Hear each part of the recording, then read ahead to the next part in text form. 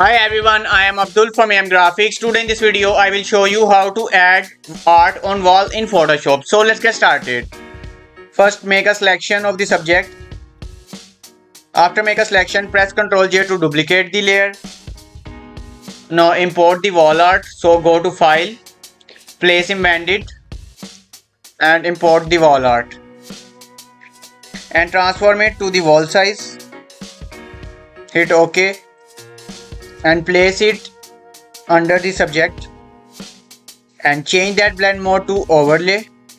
Reduce the fill to 80%. After that, go to blending options. Move the white underlying slider to the left side and break the slider by holding Alt and drag with click and hit OK. Now add a layer mask and brush with black to make these sharp edges smooth. And we are done. Thank you so much for watching. Hope you found this trick helpful.